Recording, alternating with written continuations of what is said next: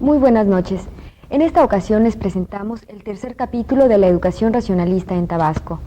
En los anteriores espacios hablamos del impulso de las llamadas escuelas de acción, donde los alumnos, más que ser receptores pasivos de la enseñanza, son también compañeros de trabajo de los maestros, y estos a su vez, según la definición racionalista, son más que nada organizadores.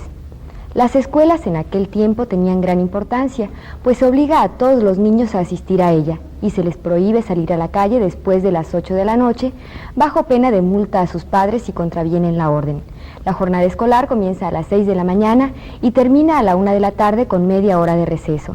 Los invitamos a que se sigan enterando de los detalles característicos de este modelo educativo.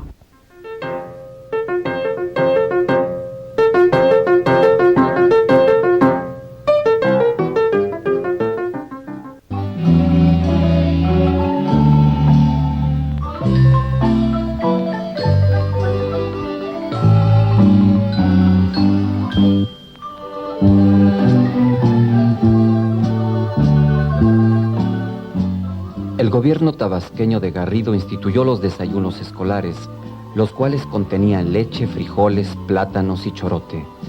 En el caso de que a los niños se les encuentre fuera de las escuelas en horas escolares, se les regresa a sus respectivas aulas. Y es que los alumnos, en la ciudad capital, se transportan por cuenta del gobierno.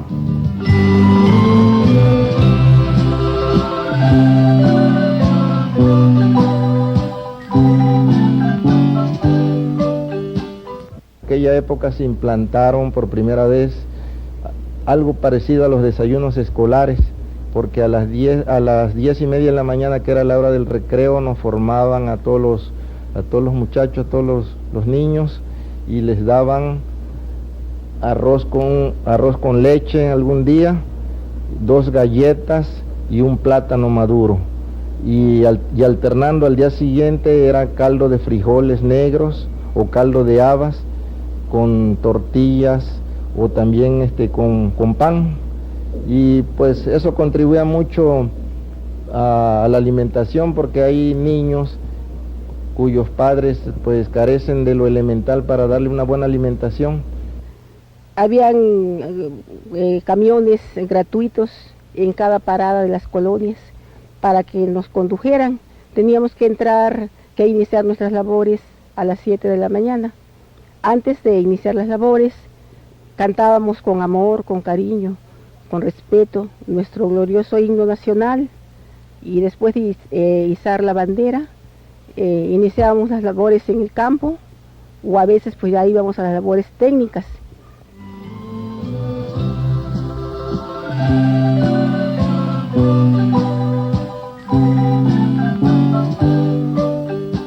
También, la instrucción se completa con bibliotecas que se encuentran distribuidas en todo el estado y en cada plantel. La conforman con volúmenes obsequiados por el gobierno o con la cooperación de los maestros y los padres de familia. La Dirección de Educación establece en todas las escuelas rurales la hora de la lectura.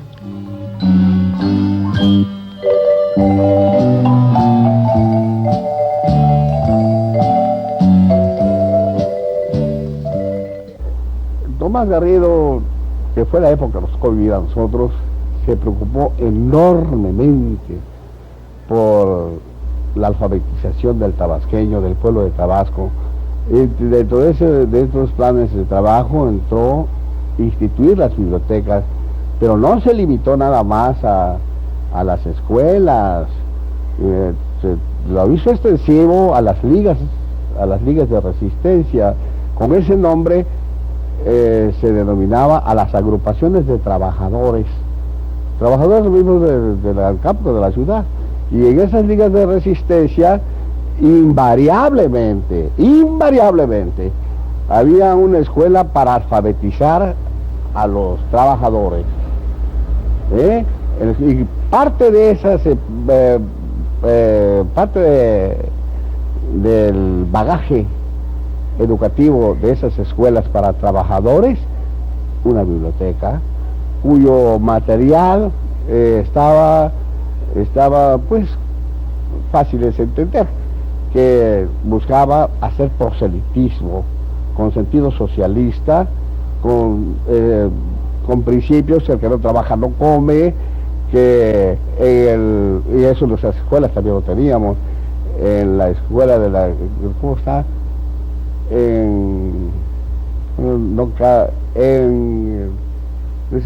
Para los hombres de acción no existe la palabra imposible.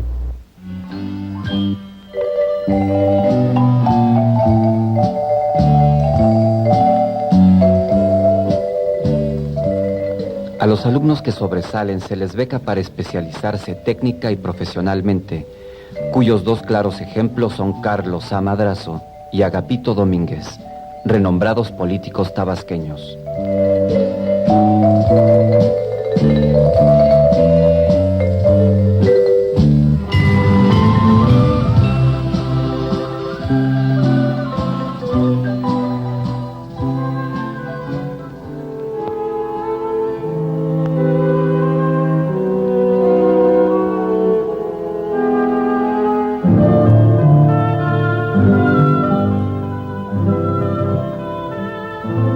De acuerdo a los fines que se persiguen, las escuelas tabasqueñas en época garriguista se dividen en instituciones escolares instructivas e instituciones escolares educativas. Entre las instructivas se encuentran las escuelas vocacionales, normales urbanas y rurales, centros difusores y centros culturales de obreros. A los educativos corresponden los jardines de niños, escuelas primarias y secundarias. Los ciclos escolares se dividen entonces en jardín de niños 2 años, primaria elemental 4 años, primaria superior 2 años y ciclo medio o secundario 3 años.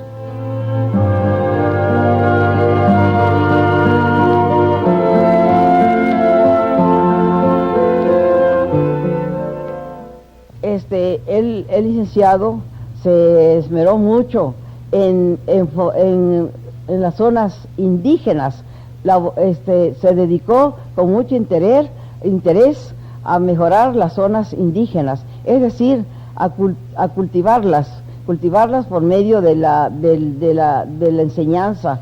Así es que en algunos lugares formó los llamados centros difusores, que realmente eran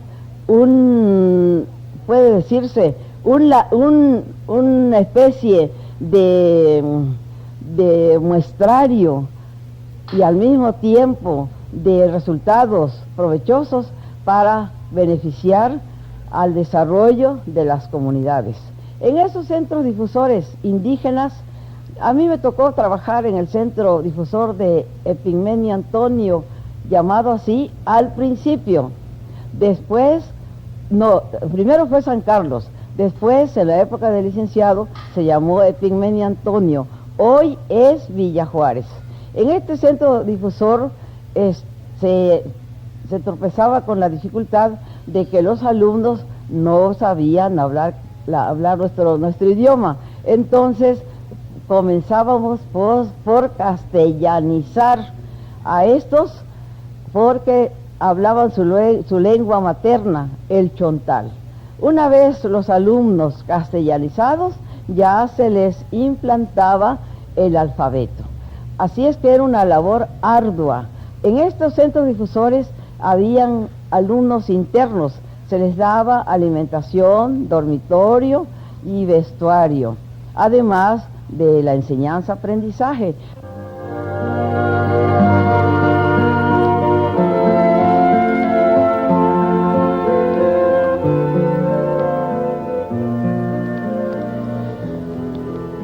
Del mismo modo, se establecen posteriormente los planteles al aire libre, los cuales se tiene referencia, son los que mejor cumplen con las bases teóricas de la educación racionalista.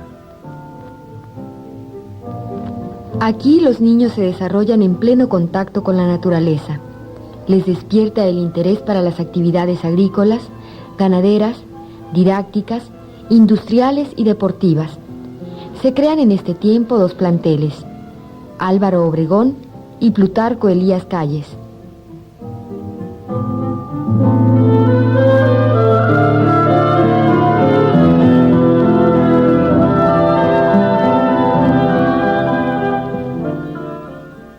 llegamos nosotros a la normal para el maestro tabasqueño. Ahí estudié yo 5 años y también tuvimos nosotros excelentes maestros. Tuvimos nosotros prácticas intensas porque todo el 5.º año tuvimos dentro de la anexa a la normal que teníamos a nuestro cargo. Allí practicábamos nosotros por equipos en ese primer año, y posteriormente a los 5 años tuvimos nuestra práctica intensa a través de un grupo ya en una escuela. A mí me tocó hacer mi práctica intensa ya en la escuela al aire libre Álvaro Obregón. Posteriormente llegó, en ese año que terminamos nosotros el curso escolar, llegó el presidente de la República, don Abelardo Rodríguez, con el secretario de Educación Pública, el licenciado Narciso Basols, y él nos entregó nuestros títulos después de haber hecho ese año de práctica intensa. Y entonces fue cuando me nombraron a mí directora de la Escuela al Aire Libre Plutarco Elías Calles, que iba a empezar a funcionar. Nosotros la empezamos a hacer funcionar. Esta escuela tenía alrededor de 8 hectáreas de tierras. Teníamos 16 kioscos donde teníamos los grupos. Yo tenía 19 años de edad, de manera pues que pues con todo el empuje, el entusiasmo y el deseo de hacer las cosas bien hechas, trabajamos decididamente en esta escuela. Teníamos alumnos de las colonias obreras, El Águila, Andrés García, Caparroso, y también alumnos de las colonias de Atasta y Tamulté. Todos estos niños llegaban en camiones, los íbamos a recoger los maestros a sus colonias, los traía todos comisionados los maestros, cada camión traía 2 maestros, y llegábamos a la escuela para iniciar las labores de la escuela a las 7 de la mañana.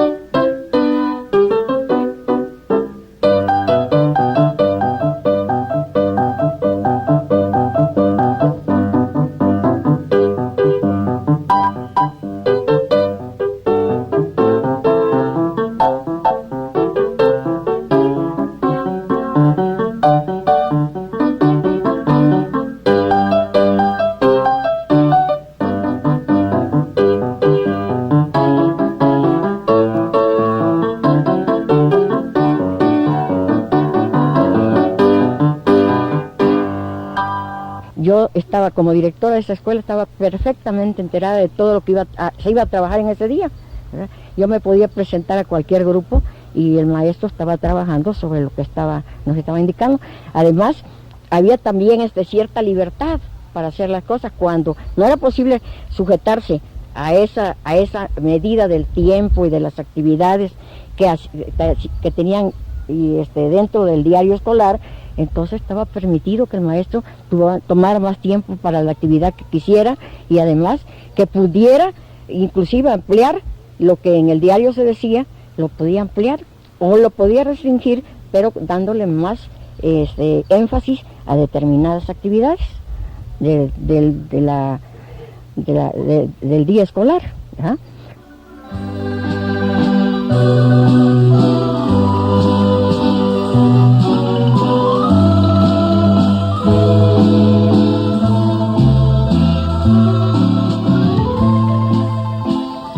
De las escuelas superiores, en la ciudad de Villahermosa se localizan las preparatorias para varones, la secundaria mixta, el Instituto Juárez y una escuela granja para campesinos situada en la quinta denominada Las Blancas Mariposas.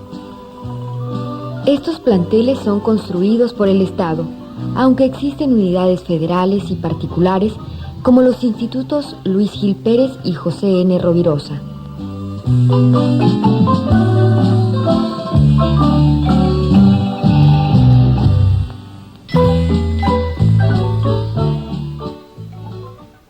Entendimos esa hondura que tiene la escuela racionalista y que el maestro Taracena la supo aplicar con tanta maestría, muy diestro, de aprender haciendo. Hacíamos las cosas para comunicarnos un conocimiento para nosotros inolvidable. Supuesto que estaba incrustado por medio de la acción y la conducta del propio estudiante. Esa fue mi experiencia ya cuando acá, pero vuelto otra vez mi gente, me traía a Villahermosa, ingresé en una escuela muy curiosa, la de la maestra Josefina Pairó, abuela de Payo Rubio, de todas esas familias muy arraigadas aquí.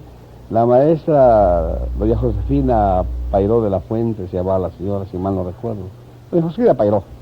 Tenía una escuela, pues, privada, digamos.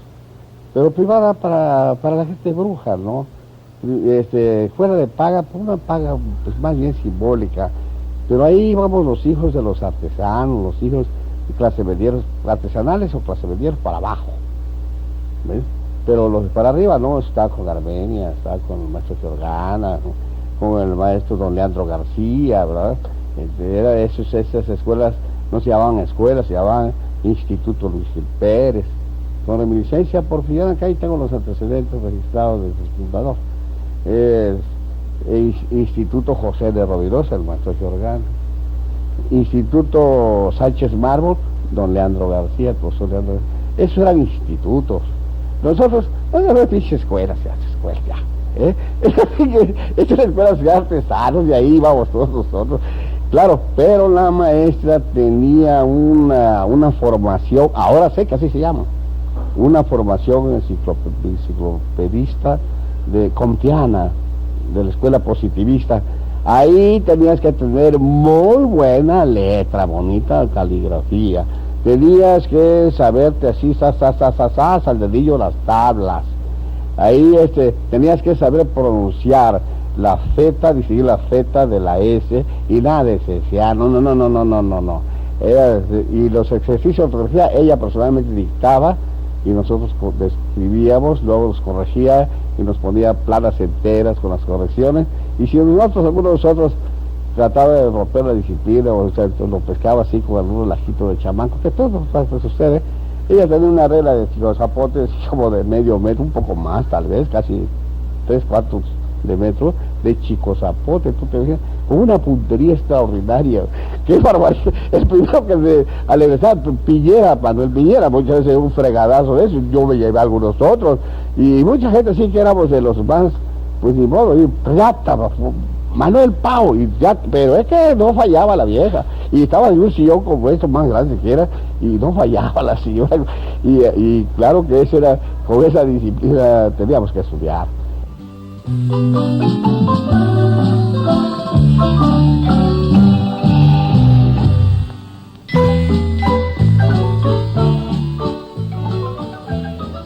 Conjuntamente se fundan 2 escuelas de artes y oficios para mujeres, donde la especialidad es la fabricación de objetos y muebles con bejuco mutusay. Una en Puerto Álvaro Obregón, hoy frontera, y la otra en Villahermosa, donde se confeccionan los sombreros llamados hippie japa o Panamá, muy usados en la época.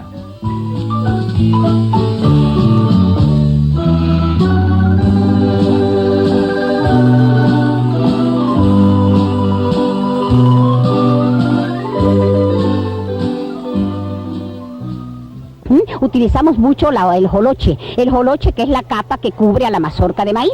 Con el joloche se hacen también abanicos, ¿verdad? Se hacen muñecas de joloche, ¿verdad? Bueno, bellísimos trabajos utilizando la materia prima del Estado. Con el bejuco utilizábamos mucho el bejuco de Mutusay, eso se da mucho en Tacotalpa, ¿verdad? En Tacotalpa se usa mucho el bejuco del Mutusay, se usan para hacer muebles, ¿verdad? Muebles, adornos, bueno, cosas preciosas. También se usa la planta del jacinto, que es una planta acuática que se da mucho en la laguna de las Ilusiones, ¿verdad? Y que llega tanto a cubrir la laguna que hay veces que hay que limpiarla, ¿verdad? Porque se reproduce mucho. Esa planta es una planta acuática que además de ser una planta muy bella, se usa el tallo del jacinto para hacer bolsas de mano, para hacer abanicos, para hacer caballetes para los caballos, ¿verdad? Para hacer alfombras. Bueno, también, ¿verdad? Usábamos mucho en aquel entonces flores para adornos. Tomábamos la flor la flor del tulipán, ¿verdad? Y la pegábamos sobre unos cuadros y hacíamos unos cuadros preciosos. De la yuca también utilizábamos mucha la materia prima, ¿verdad? Para hacer bellísimos trabajos, ¿verdad? Y no solamente para hacer bellísimos trabajos, porque ustedes saben que la yuca, pues de la yuca se saca el almidón, ¿verdad? El almidón de la yuca, ¿verdad? Bueno, así que esa época fue una época muy bella.